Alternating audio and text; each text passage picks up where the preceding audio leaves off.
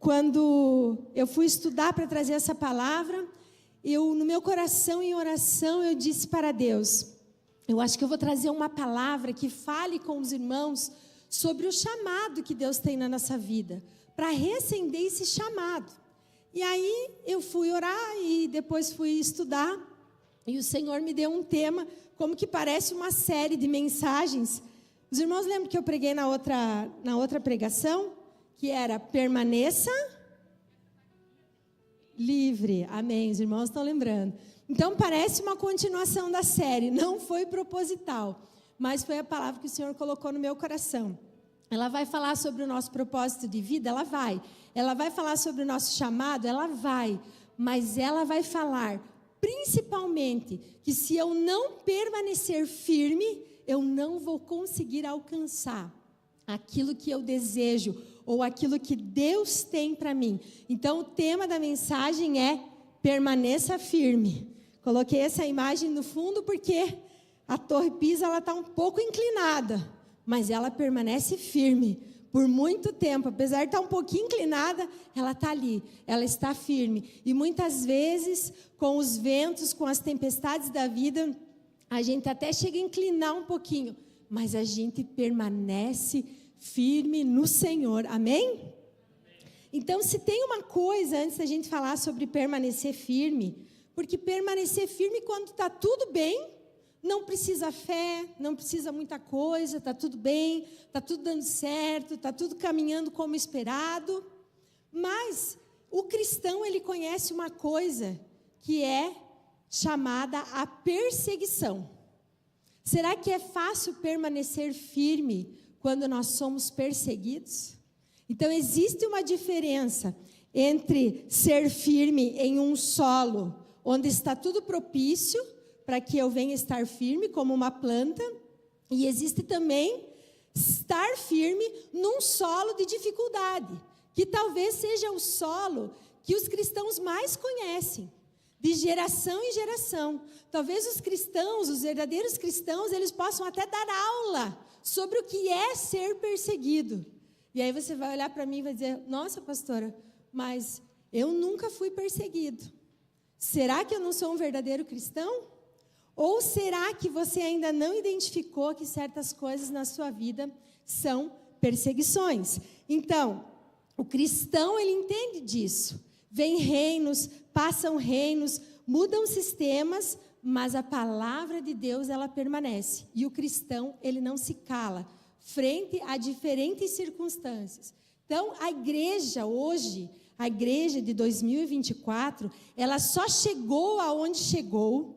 A igreja só se espalhou através dos continentes. A igreja só chegou no Brasil, não por meio de aplausos ou aceitação.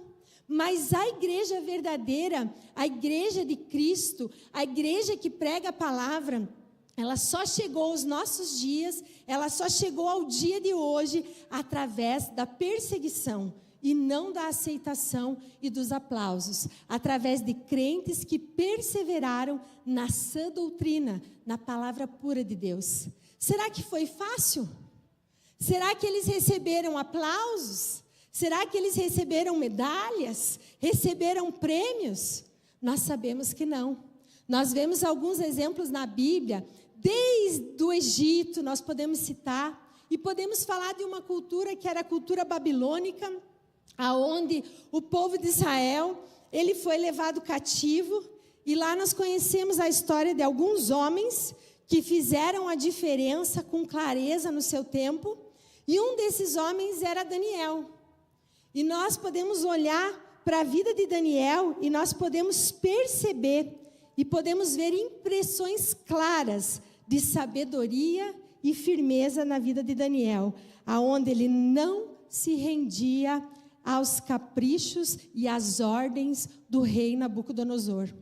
Também nós vemos jovens, aqueles jovens chamados Sadraque, Mesaque e Abednego, que não se prostraram diante dos postes ídolos, que não se prostraram diante de Baal. Então, se tem uma coisa que o cristão verdadeiro, ele entende, é de ser perseguido. E aí você pode olhar para a tua vida e pensar assim, puxa, mas eu não sou perseguido. Eu sou super bem amado, eu sou super querido, né? Então nós temos que avaliar a nossa vida. Não quero que você seja odiado, de maneira nenhuma. Mas o verdadeiro cristão, ele sempre vai enfrentar oposição desse mundo, porque ele não está no curso desse mundo, mas ele está caminhando contrário às coisas desse mundo. Então, se você está tendo muita aceitação, muitos aplausos, muitos tapinhas nas costas, você precisa analisar. O que será? Será que realmente eu estou semeando a cultura do reino? Ou eu estou me amoldando à cultura do mundo? Então, esse ano nós estamos falando sobre esse tema, que é semear a cultura do reino. Porque o mundo já semeou a sua cultura dentro da igreja. E nós é que precisamos semear a cultura do reino de Deus no mundo, e não ao contrário.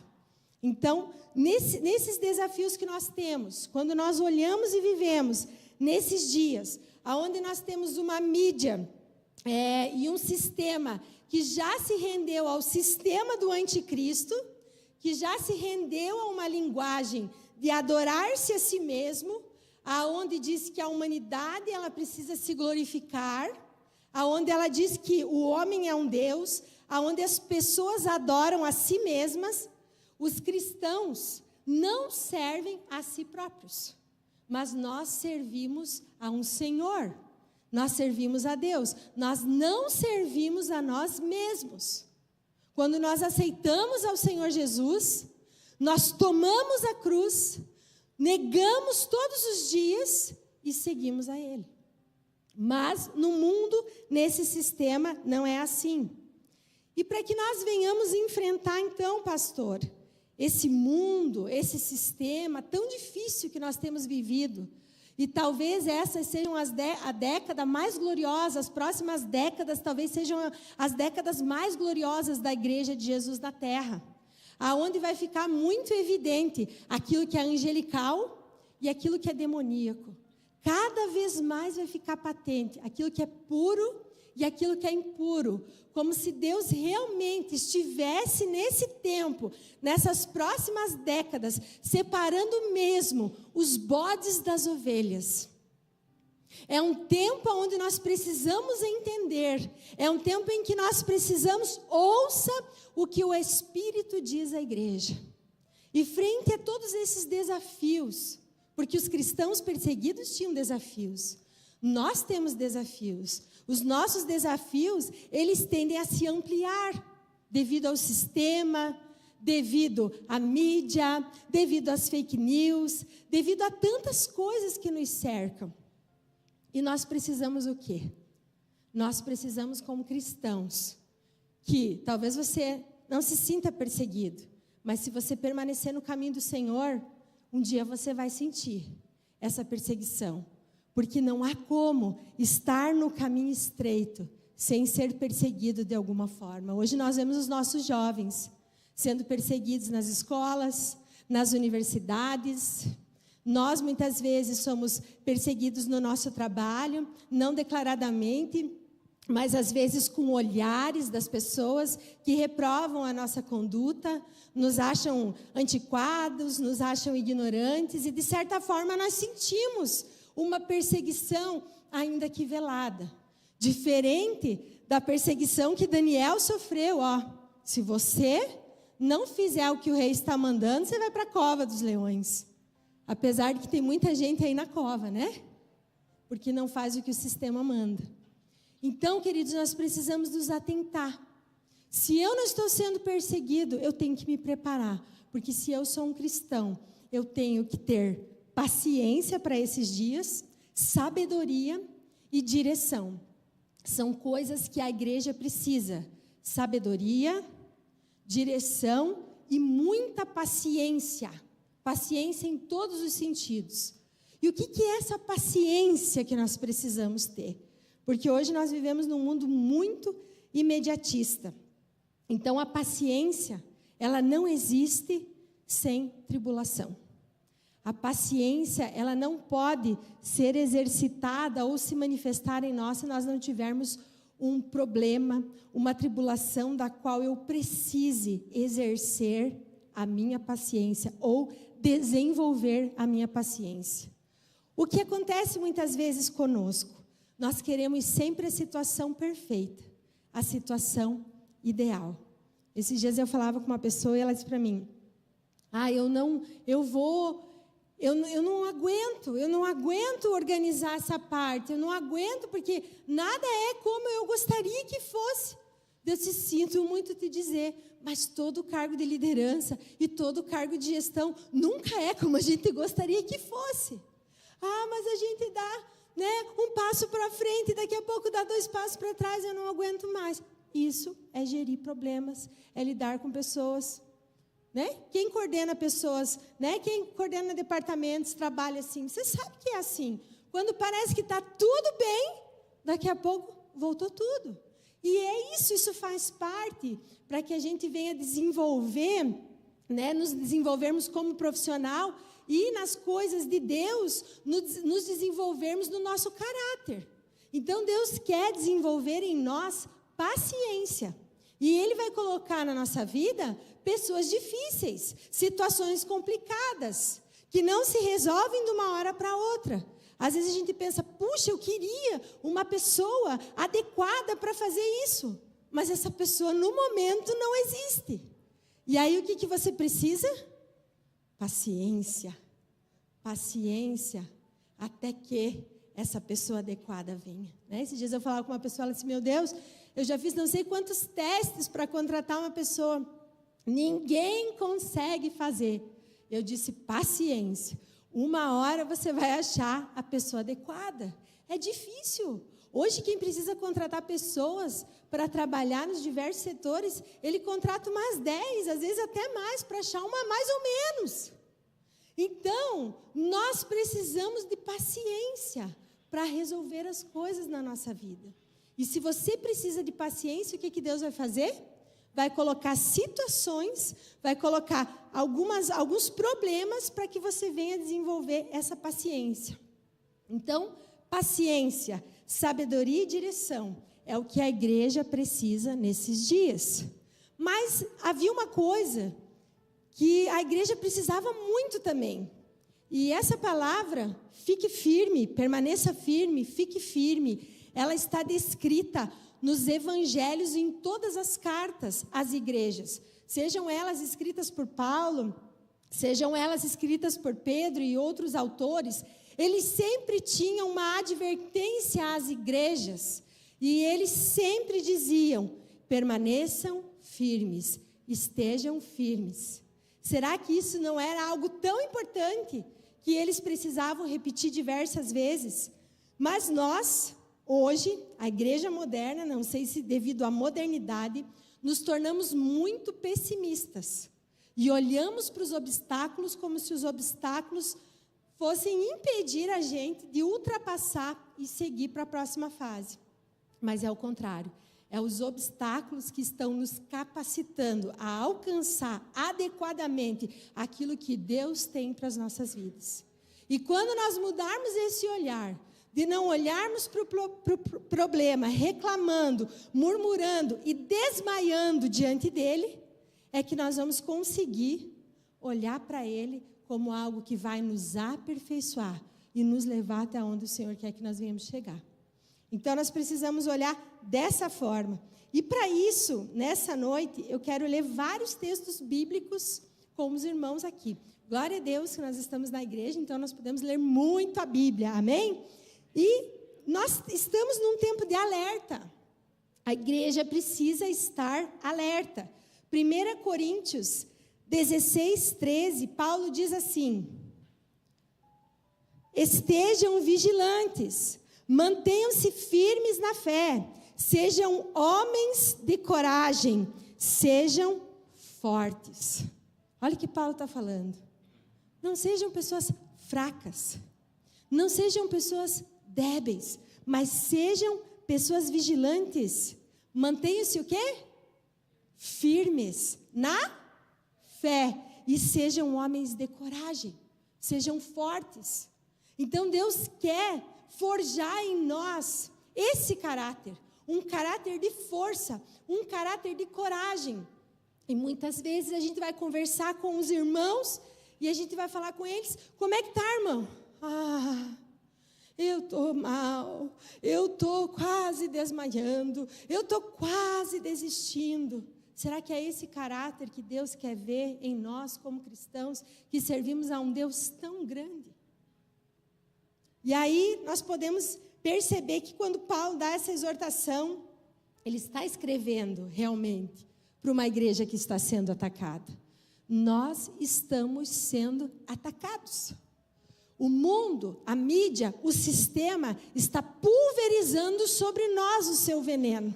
Nós somos uma igreja pulverizada pela cultura mundana. E aquilo vai absorvendo em nós. Hoje pela manhã eu lembrava do design divino que estamos estudando.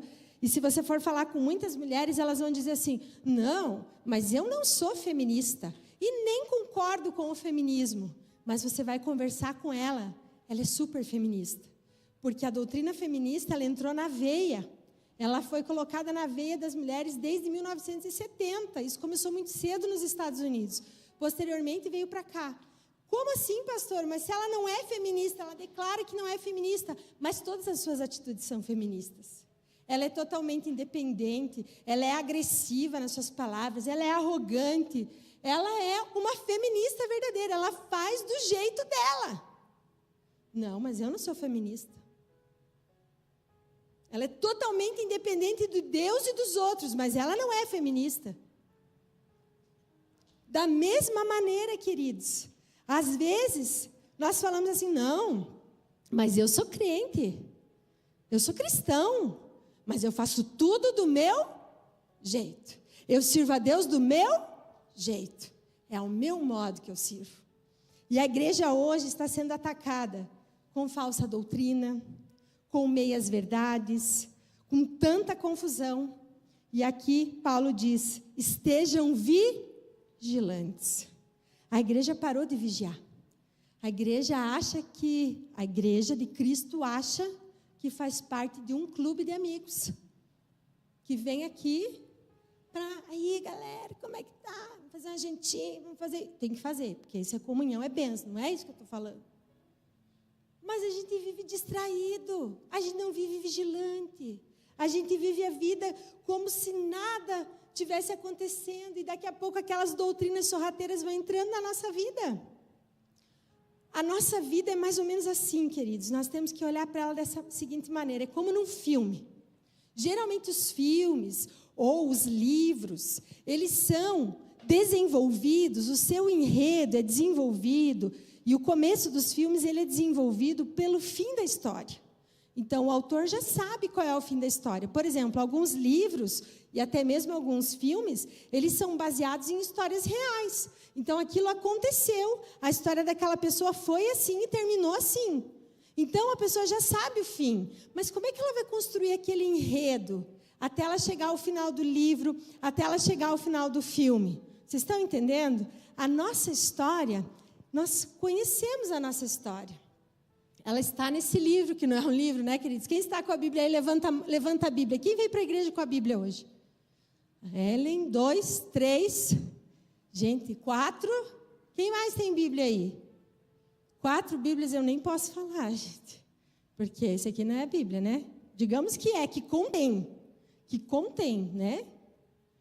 Então, queridos, a gente está ali. E a gente conhece o final dessa história. A gente sabe que o final dessa história é reinar com Cristo. Que no final dessa história o nosso nome vai estar escrito no livro da vida. A gente conhece o final.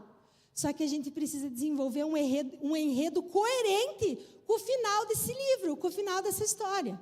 Então não adianta eu dizer que o final da história para mim é salvação, aleluia, vou sentar com Deus no trono. Porque ao que vencer, sentará com Deus no trono, vai reinar sobre as nações. Nós conhecemos as promessas, mas o enredo da minha história é um enredo de derrotado, de pecador, que se enrola no pecado, né? Aí será que esse livro, esse enredo, tem alguma coisa a ver com o livro que Deus escreveu para nós? E às vezes a gente está achando assim, ó, que a gente pode escrever qualquer enredo, porque o final já está certo. Não, não faz parte desse filme. Não faz parte desse livro, esse enredo que você está construindo. É que nem um arquiteto. O arquiteto, você pede para ele, ele desenha, né? Aquele projeto lindo, projeto da igreja, né? Tá lindo lá. O arquiteto já desenhou, tá lindo, todo envidraçado, né? Meu Deus, é nada trabalheiro para limpar aqueles vidros, enfim, coisa linda, luz e tudo. Aí você pega e entrega o projeto do arquiteto na mão do abençoado engenheiro. E aí o engenheiro diz, mas esse projeto é o seguinte, nós vamos ter que alterar essa parte, nós vamos ter que fazer diferente. É ou não é verdade? Uma coisa é o arquiteto, outra coisa é o engenheiro, né? O arquiteto parece que está lá no sonho, e o engenheiro está pisando na terra. Né? E aí o que acontece, queridos? Deus já arquitetou, mas você, como engenheiro, precisa pôr em ação aquele projeto de Deus para a tua vida. E aí chega no momento da construção da tua vida que você já não sabe mais o que fazer, porque você já mudou o material, você já mudou o jeito de fazer, o ponto da massa, e está dando tudo errado. Aí você precisa conversar com o arquiteto. Amém? Vocês estão entendendo? Porque ele sabe dizer para você onde vai cada parafuso, onde vai cada revestimento daqueles milhares de revestimentos que ele colocou lá. Ele sabe. Então Deus sabe, queridos. Deus tem um plano para a nossa vida. E quando Deus declara a verdade sobre a nossa vida, não é uma opinião sobre a nossa vida, mas é um decreto sobre a nossa vida. Eu tenho todas as palavras que Deus liberou sobre a minha vida, não como uma opinião ou uma história de Deus na minha vida, mas como algo que vai se cumprir, mas que precisa da minha cooperação. Então, muitos de nós estamos na presença de Deus esperando, como se caísse uma nuvem na nossa cabeça e tudo começasse a acontecer de repente, sem nenhum esforço da nossa parte. Mas não é assim que vai acontecer, queridos. Vamos ler Colossenses.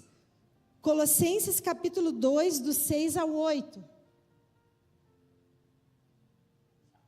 Portanto, assim como vocês receberam a Cristo, o Senhor, continuem a viver nele. De que forma que eu vou continuar vivendo nele? Enraizados e edificados nele, firmados na fé, como foram ensinados, transbordando de gratidão. Tenham cuidado, verso 8. Tenham cuidado para que ninguém os escravize a filosofias vãs e enganosas, que se fundamentam nas tradições humanas e nos princípios elementares deste mundo, e não em Cristo. O mundo tem alguns princípios elementares, conforme está escrito nesse texto. Mas esses princípios elementares do mundo não são os princípios elementares de Cristo. Pastor, o que você quer dizer? Eu quero dizer, como a cultura do feminismo em 1970, ela foi pulverizada nos Estados Unidos e dos Estados Unidos para o mundo. Desde aquela época, os desenhos animados com uma mensagem distorcida sobre sexualidade, eles já eram colocados nos Estados Unidos. Há muito tempo. Eu acredito que fazem, no máximo, 10 anos, que nós temos visto a mídia pulverizar sobre nós, o sistema pulverizar sobre nós de uma forma mais intensa, esses padrões, esses valores, sejam eles quais forem, os padrões que são elementares do mundo. E aí você sabe quais são os padrões que eu estou falando. Os padrões elementares do mundo. Eles foram pulverizados sobre nós. E hoje a gente vem na igreja e a gente pergunta para a pessoa: querido, você é casado? Não, eu sou ajuntado. Da onde que veio esse padrão? Será que veio da cultura do reino? Será que quando a gente pergunta para a pessoa se ela é casada, é porque a gente quer preencher uma ficha burocrática religiosa? Ou será que quando a gente pergunta isso para a pessoa, você é casado? Com quem você mora? não é algo bíblico da palavra de Deus, que Deus criou a aliança, o casamento, o matrimônio? Sim ou não? Sim. Mas parece que não. Porque a cultura do mundo normalizou tanto que não se casa, mas se ajunta para experimentar se vai dar certo. Que sabe o que parece errado? A gente pedir se a pessoa é casada. Parece estranho. Nossa, que estranho. O pastor me pediu se eu sou casado. O que ele tem com a minha vida? Não que aconteceu isso. Todo mundo aqui, graças a Deus, é bem crente e está tentando organizar a sua vida. Mas o mundo semeou uma cultura em nós. Eu não preciso mais casar. Para que casar? O mundo foi semeando tantas culturas em nós e que a gente teve como padrão de normalidade. E a gente está sendo tão pulverizado, cada dia mais pulverizado, acerca desses fundamentos do mundo, que não são fundamentos de Cristo, que daqui a pouco a gente vai dizer, ai, está tudo normal. Esse pastor é um chato, essa pastora então nem se fala. Ai, que coisa, né? Jesus me ama, eu estou vivendo na graça. Quem vai ser o chato? Será que é algo burocrático? Ou será que é algo espiritual? É espiritual, irmão. Pastora, mas eu acho que mesmo se eu case e faça aliança, nada vai mudar. Claro, não é uma varinha mágica, mas é um passo em direção à obediência a Deus. Porque não adianta você se batizar nas águas ou fazer aliança com o teu cônjuge se você não mudar. Não adianta tomar o banho de rio para achar que vai mudar. Não adianta só fazer a aliança para achar que vai mudar. Mas é um passo em obediência aquilo que Deus está mandando você fazer. Porque uma das coisas que mais demonstram que nós amamos a Deus é quando nós obedecemos os seus mandamentos. Então, como que você demonstra que ama alguém? Quando você obedece aquilo que a pessoa está pedindo. Não é o pastor que está pedindo para você casar, é Deus. Não é o pastor que está pedindo para você se batizar, é a palavra, é Deus. E aí a gente vai estar tão pulverizado com os fundamentos e rudimentos do mundo, que a gente começa assim, eu não vou me desigrejar, porque religião é um saco. Mas analise, é a religião que está pedindo para você ou é Deus? Nós temos que analisar. Paulo fala sim que nós podemos ser escravizados por filosofias seculares e mundanas. E hoje tem muitos, Paulo está falando aos crentes, que estavam naquela época, ali, sendo escravizado por filosofias seculares e mundanas. Tem gente que é escravizado pelas suas referências. E aí a gente diz assim, mas não, que fulano não é minha referência, mas ele olha o dia inteiro ele no Instagram, no TikTok. Tua referência é aquela pessoa que você dedica tempo e atenção para ela. Você está ali, é a tua referência. Porque você se alimenta daquilo que a pessoa está falando. Então, nós temos que entender que Jesus, ele é simples. Diga assim comigo, Jesus é simples. Diga com mais convicção, Jesus é simples. O evangelho é simples. Pecado é pecado. Santidade é santidade. E Deus é santo, não é nada de imoral em Deus. E nós precisamos entender essa doutrina. Olha o que Pedro fala. O que Pedro descreve aqui. 2 Pedro 3, 16 e 17. Ele descreve da mesma forma em todas as suas cartas, falando nelas desses assuntos. Então, o que Pedro está falando aqui? Pedro está falando de Paulo. Pedro e Paulo tinham um quezinho assim, né? Porque Pedro foi perseguido por Paulo. Na verdade, por Saulo. Depois, Saulo virou Paulo. Mas tinha, né? Tinha um quezinho. Aí, quando Pedro cita Paulo, ele cita dessa maneira. Ele escreve da mesma forma em todas as suas cartas, falando nelas destes assuntos. Suas cartas contêm algumas coisas difíceis de entender, as quais os ignorantes e instáveis torcem, como também o fazem com as demais escrituras para a própria destruição deles. Portanto, amados, sabendo disso, guardem-se para que não sejam levados pelo erro dos que não têm princípios morais e não percam o quê? A sua firmeza Meu Deus, não preciso nem falar, está explícito, está claro. Quem que distorce? os instáveis. É fácil. Porque quando eu quero que a Bíblia sirva para mim, para balizar as minhas atitudes imorais, eu digo assim: eu estou na graça de Jesus. Eu posso pegar a palavra, eu posso distorcer. Para aquilo que eu desejo. Eu pego um versículo isolado, e versículo isolado é pretexto para heresia, porque nós precisamos analisar o contexto daquilo que está escrito. E aí diz assim: ignorantes e instáveis torcem, como também com as demais escrituras para a própria destruição deles. Portanto, amados, olha o que Pedro está falando. Sabendo disso, guardem-se para que não sejam levados pelo erro. É um erro distorcer a palavra de Deus. Dos que não têm princípios morais. Não percam a sua firmeza e nem caiam. Queridos, nós não podemos ignorar os desígnios de Satanás e nem os desígnios do nosso orgulho. Porque o nosso orgulho é um cristal. Ele é um cristal. E com base no nosso orgulho, nós tomamos muitas atitudes erradas. Muitas atitudes para fundamentar o nosso orgulho. Mas a palavra de Deus, ela é uma só. E quando Pedro fala em relação às cartas de Paulo, ele fala também: permaneçam firmes para que não caiam. Eu pergunto para vocês uma coisa que não é firme. É fácil de cair ou não é? Fácil, muito fácil. Talvez é por isso que em todas as cartas às igrejas, eles dizem à igreja: permaneçam firmes.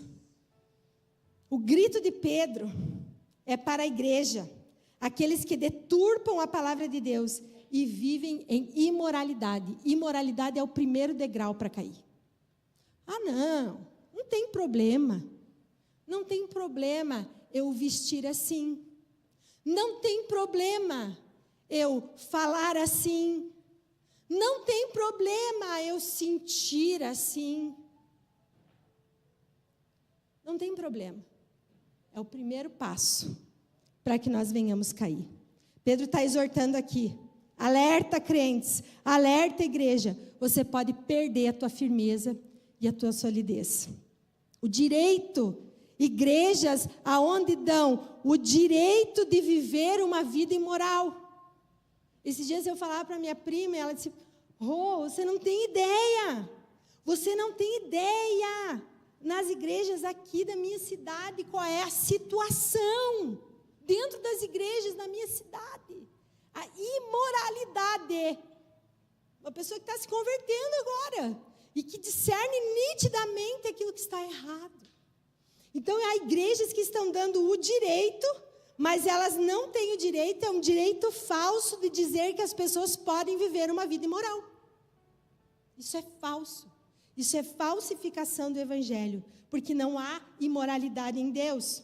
Provérbios capítulo 12, versículos 6 e 7 diz assim: as palavras dos ímpios são emboscadas mortais, mas quando os justos falam, há livramento.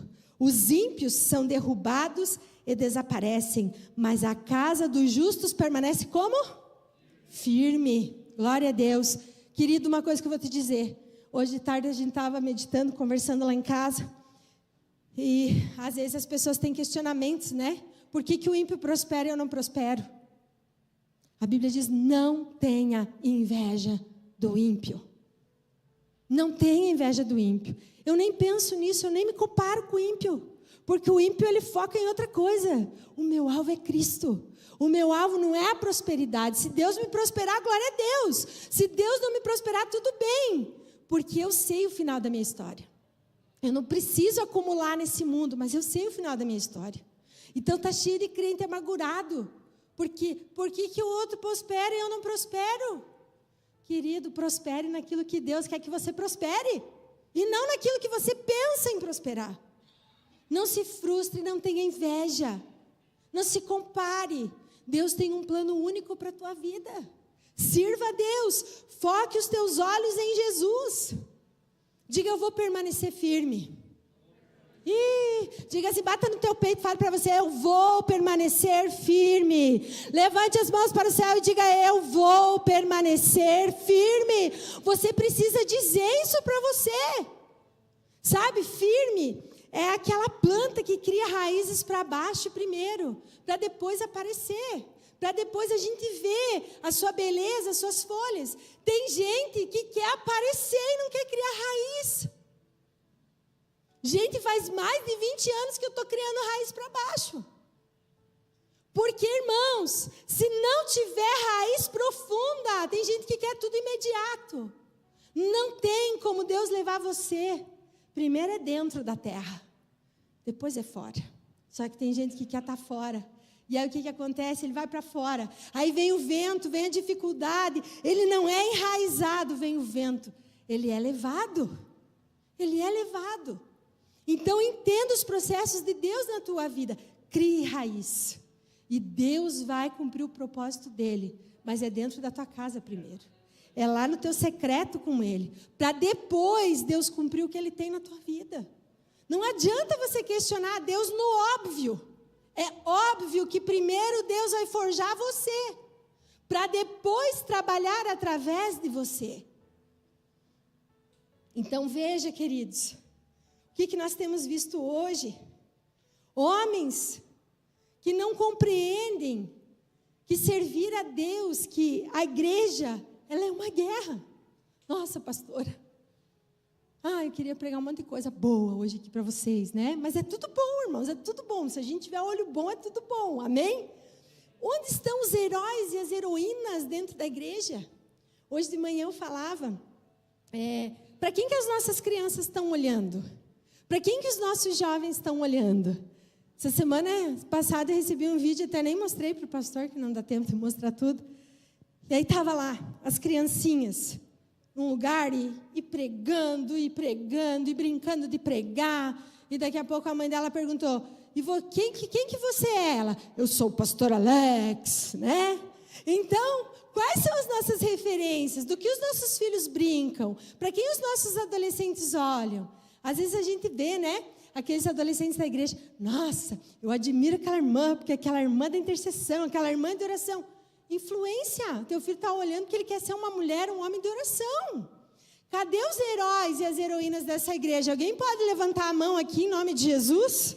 Amém! Nós temos que ser heróis e heroínas, porque os nossos filhos, a próxima geração está olhando para nós. Mas se nós somos murmuradores, se nós reclamamos da casa de Deus, se nós falamos mal das pessoas, é isso que os nossos filhos vão herdar de nós. Cadê os heróis? Nós temos que combater o bom combate, queridos. A igreja é isso, é combater o bom combate de Cristo. Mas o que nós vemos hoje? Homens e mulheres que não dão mais a vida pela sua casa, que se separam por motivos banais, trocam suas esposas por prostitutas, trocam a sanidade por loucura. O que nós vemos, queridos? Eu tenho que falar bem claro, porque se a gente chega aqui e diz assim, não vos embriagueis, mas enchei-vos. Irmão, o crente não fica bêbado. Crente não fica bêbado. Eu tenho que falar bem claro, caso ainda tenha alguém zonzo aqui. Crente não bebe, crente não fica bêbado. Com todas as palavras que precisam ser ditas. Não adianta. Não adianta passar pano quente, queridos. Ou você é, ou você não é. E os teus filhos estão olhando você beber.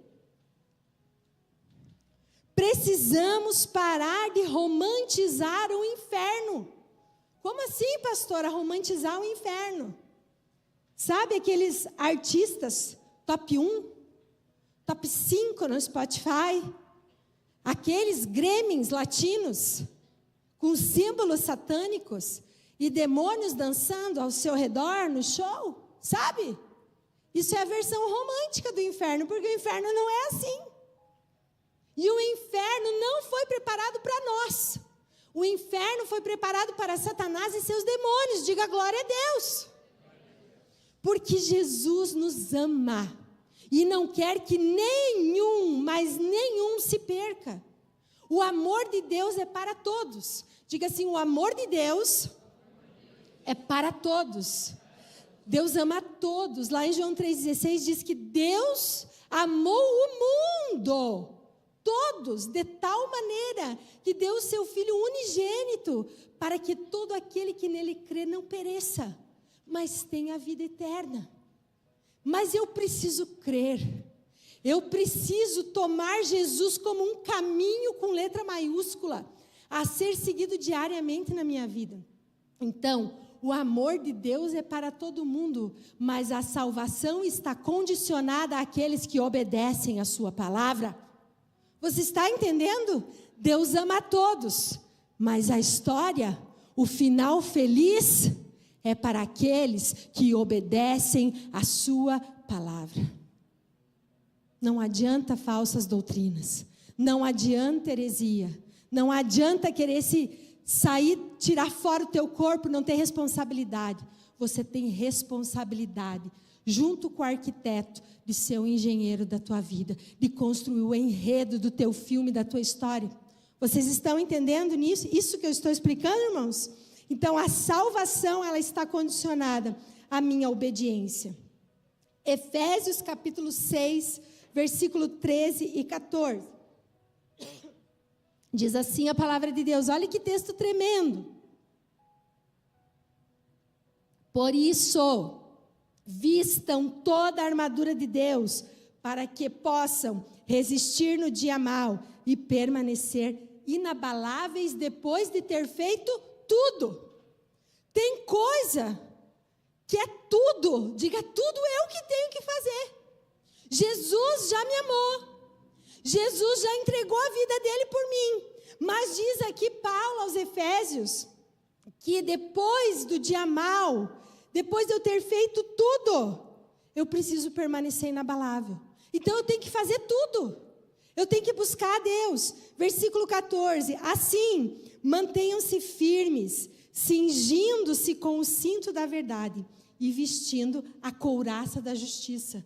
Pelo amor de Deus, irmão, como tua amiga, como tua pastora, eu digo para você, fique firme. Vire para a pessoa do seu lado e diga assim, fique firme. Oh, Deus amado. Às vezes, as pessoas me perguntam, pastora, em relação à política, pastora, você é da direita ou é da esquerda?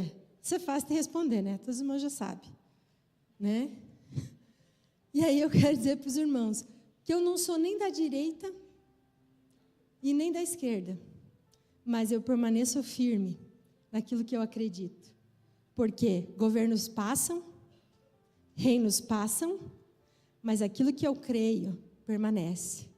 Então, quem me representa é quem permanece, não inclinado para a direita e nem inclinado para a esquerda, mas firme naquilo que a palavra de Deus diz. Então, você precisa, meu irmão, não ser uma pessoa inclinada para cá e nem inclinada para lá, nem para a direita nem para a esquerda. Mas você precisa ser firme e posicionado, você tem que ser um cerne. Nada pode enganar você, nem o amigo bajulador, nem o político que quer teu voto, mas não está condizente com aquilo que você acredita, pode ser da esquerda, da direita, do meio de campo, não importa. Você tem que ser firme, você tem que ser posicionado na palavra de Deus, porque governos vêm e vão, mas a palavra de Deus, ela permanece, e a tua convicção tem que permanecer também. Vocês estão entendendo isso, queridos? Permaneça firme. E agora nós vamos ler o Salmo 20, verso 7 juntos. Vamos ler juntos, com convicção, porque eu sei que vocês estão com frio, mas vocês têm que ter convicção, mesmo com frio, amém? Eu estou com calor aqui, vocês estão com frio? E está em 30, né? Não tem o que fazer. Por isso que eu digo, gente, igreja nova não vai ser esse piso aqui. Igreja nova não vai ser esse negócio que não dá conta. Igreja nova vai ser cadeira almofadada para a glória de Deus, né? Igreja nova não vai ser um banheiro feminino e masculino, aquela fila, né? Hoje a igreja está tranquila, de boa. Você vai no banheiro, você pensa, eu vou rápido no banheiro porque eu tenho que pregar, eu tenho que ir lá. Chega lá, é 10 numa fila para um banheiro, né? Mas Deus há de nos dar a vitória, em nome de Jesus, porque aquele que prometeu é fiel para cumprir, aleluia. Vamos ler juntos? Uns confiam em carros e outros em cavalos, mas nós faremos menção do nome do Senhor nosso Deus. Meu Deus, gente, tá feíssimo vocês, tá? Depois, no próximo versículo, vou dar outra chance. Senhor amado, se os meus alunos... Amanhã tu pergunta para a pré-escola, às 7:30 da manhã, para eles falar uma coisa. É agora que deu? Ah, tá diferente? Desculpa, a prof é muito brava. Então, vamos lá. Alguns...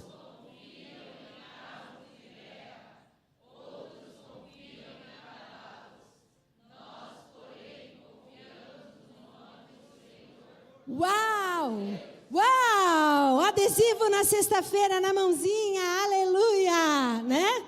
Glória a Deus, é mais ou menos assim que eu faço lá na minha sala. E as professoras também. Sempre incentivando. Leitura linda, irmãos. Ó, vocês estão de adesivo na sexta-feira aqui, ó, bem bonitinho. Glória a Deus por isso. Próxima leitura, 1 Tessalonicenses 3:7. Agora eu posso ler sozinho, vocês já provaram que vocês são bons leitores. Por esta razão, irmãos, ficamos consolados acerca de vós, em toda a nossa aflição e necessidade, pela vossa fé, porque agora vivemos, se estáis como?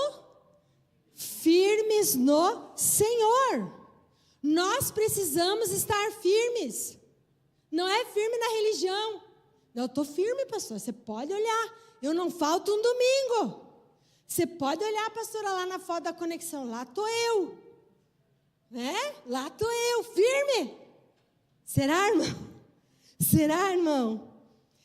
Eu creio que nesses dias em que nós estamos vivendo, muitos Saulos se converterão a Paulo. Por que eu falo isso? São dias de perseguição. São dias difíceis. Em que muitas pessoas hoje, que nós vemos na igreja, eram legítimos Saulos como eu. A minha avó sempre dizia, eu conto isso aqui para vocês. Quieto, se esconda, não faça barulho, os crentes. Né? Então eu fui ensinada desde pequena a odiar os crentes. Porque os crentes eram chatos. Porque iam lá, pregavam a palavra de Deus. Na verdade, pregavam mais do que nós, né? E essa semana uma pessoa falou para mim, eu não posso falar. Melhor eu não falar. Eu falo de manhã. Então, quem vem de manhã sabe dos mistérios ocultos. Quem vem à noite não pode, né? Saber dos mistérios ocultos. Os irmãos estão ali, né? Se coçando para saber. Amém? Mas há muitas pessoas que vão se converter, que eram Saulos, mas que hoje são Paulos. Como assim, pastora, né? Muitos odiavam o crente. Nunca que eu vou ir para a igreja dos crentes. Hoje estão aqui. Cantar louvores, meu Deus. Né? Tem uma pessoa que eu conheço que ela diz assim, nossa, mas é puro, essas músicas dos crentes, é puro dor de barriga. É só colocar para ir no banheiro. Olha os desaforos que eu já ouvi. Isso é perseguição. Né? Isso é perseguição de uma familiar minha. Não, eu detesto essas músicas. Meu Deus, de dor de... Bota, vai para o banheiro, porque a música de crente é dor de barriga. Dizia para mim. E hoje está na igreja. Ela ainda não, mas vai estar. Cantando louvores. Quantos perseguidos, quantos que dizem assim, eu vou para a igreja dar dízimo para pastor, mas nunca na vida. Hoje é um ofertante dizimista alegre. Tem alguém aqui assim, que era assim? Dá um glória a Deus aí. Meu Deus, gente, por quê? Porque era um Saulo, mas se transformou num Paulo. E nós temos que estar preparados para receber essas pessoas que um dia nos perseguiram. E que hoje foram transformadas. Nós temos que estar aqui de braços abertos para acolhê-las. Até porque, gente, elas estão sendo pulverizadas pelo sistema a odiar. Odiar. E nós temos que ter sabedoria, direção e o quê? Paciência. Para conseguir agir como igreja de Cristo nesses dias. Olha o que Jó diz. Jó capítulo 11. Contudo, se você lhe consagrar o coração e estender as mãos para ele, e se afastar das suas mãos o pecado, e não permitir que a maldade habite em sua tenda, então você levantará o rosto sem envergonhar-se. Serás firme e destemido. Você esquecerá as suas desgraças, lembrando-as apenas como águas passadas. Quem pode dar um glória a Deus? Quem já viveu isso como Jó, você vai lembrar das suas desgraças apenas como águas passadas, porque hoje você é firme e destemido. A igreja precisa ser forte, que a gente leu aqui, corajosa e destemida. Está cheio de crente medroso. Ele não se posiciona e ainda usa desculpa que ele se mistura com a multidão para evangelizar. Diga misericórdia. Isso é covardia. Porque a gente evangeliza com a firmeza daquilo que a gente crê nas nossas ações diárias. Permaneça firme pelo amor de Deus. Você que já viveu tantas coisas, como Jó, não pode mais permitir que o mal, o pecado e a ingratidão a Deus entre na tua casa. Você está entendendo isso? Deus mudou tanto a tua vida, não mude o teu propósito. Você não está vendo, mas Deus já desenhou. Tenha paciência, peça inteligência emocional para Deus, peça direção para que você persevere. A última cena já está lá. Está com dúvida? Onde é que é para fazer? Pôr aquela parte? Ore, busque a Deus. Deus vai te ajudar nessa construção. Isaías 26:3 diz assim: tu guardarás em perfeita paz aquele cujo propósito está... O que o propósito está como? Jesus. Isaías 26:3. Tu guardarás em perfeita paz aquele cujo propósito está... Quem que está com o propósito firme aqui? Sem alvo, sem foco, sem gana. O propósito está assim. Ora, o propósito pende para lá. Ora, o propósito pende para cá. Gente, o propósito tem que estar firme. Firme. O propósito está firme porque confia em Ti. Porque em Ti, Senhor, eu confio. Por isso que eu estou firme, Pai. Porque se eu não confiasse em Ti, se eu olhasse para as circunstâncias, eu não estava firme. Olhe para a minha vida e a vida do pastor. Nos últimos tempos nós temos passado coisas muito difíceis. Não é nos últimos dias e últimos meses, é os últimos tempos mesmo. Já faz bastante tempo que a gente está passando coisa difícil. Mas como que a gente está? Inclinado? A gente permanece aqui firme. A gente não falta um culto. A gente está firme. Há 23 anos vai fazer. A gente podia estar até inclinado. Poxa, 23 anos, as coisas não estão como eu queria. Mas a gente permanece firme no propósito. Porque aquele que fez a promessa é fiel para cumprir. Você está entendendo? 23 anos. Não são 3 meses, não são 3 anos, são 23 anos. Em que a gente permanece firme. Como os jovens não se curvavam diante de Baal. Como Daniel não se rendeu diante do rei. Como os cristãos foram mortos no Coliseu, esquartejados e mortos no Coliseu. E aí você vem dizer que você não precisa morrer por Cristo, que você só precisa crer, porque a graça de Deus te basta.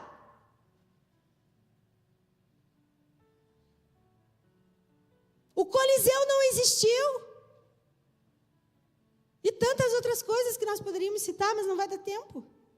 2 Coríntios 1:24 diz assim: não que nós, os pastores, os líderes, tenhamos domínio sobre a sua fé, mas nós cooperamos com vocês para que tenham alegria, pois é pela fé que vocês permanecem como?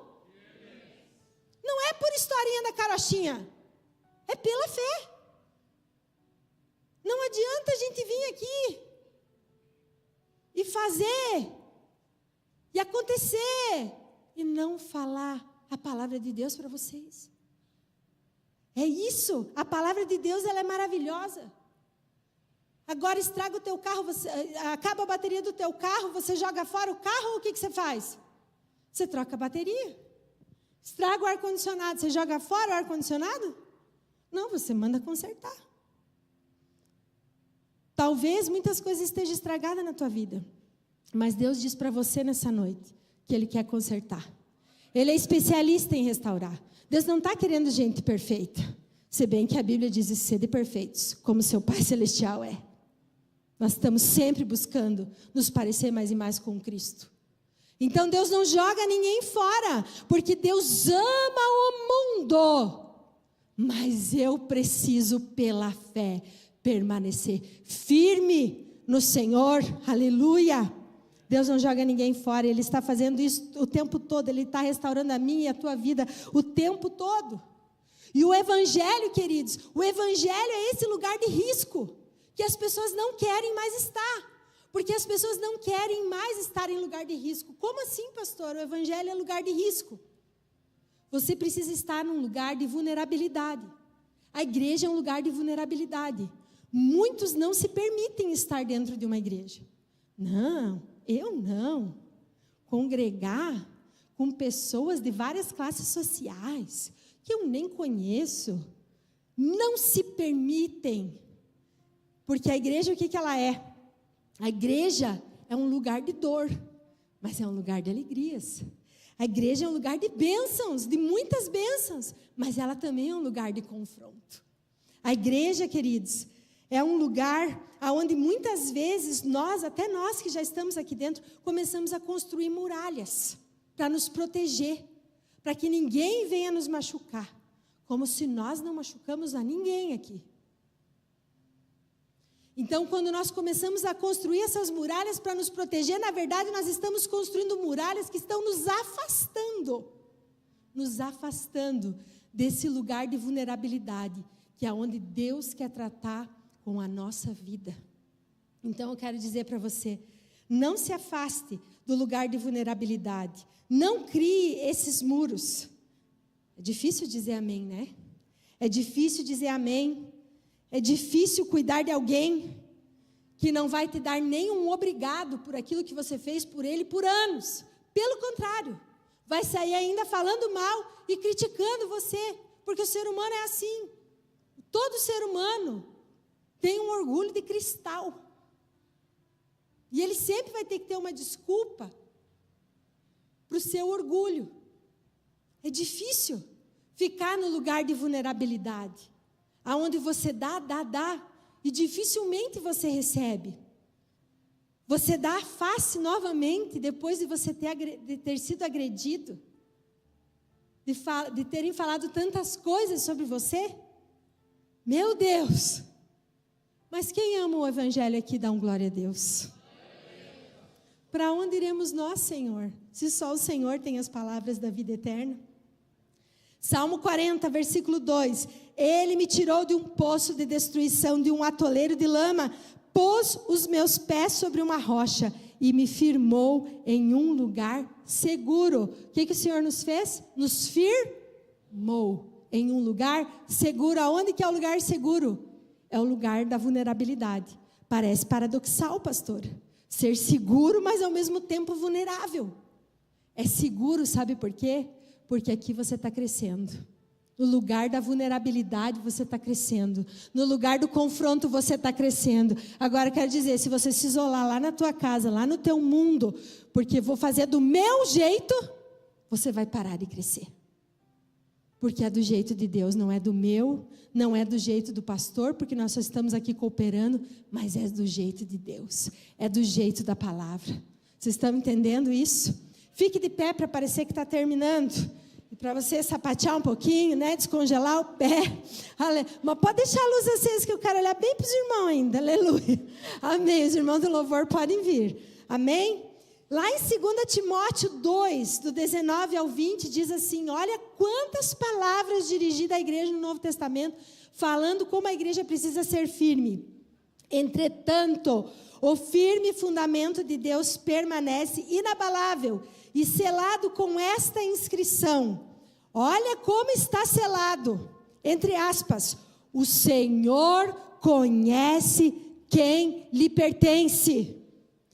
E afaste-se da iniquidade todo aquele que confessa o nome do Senhor.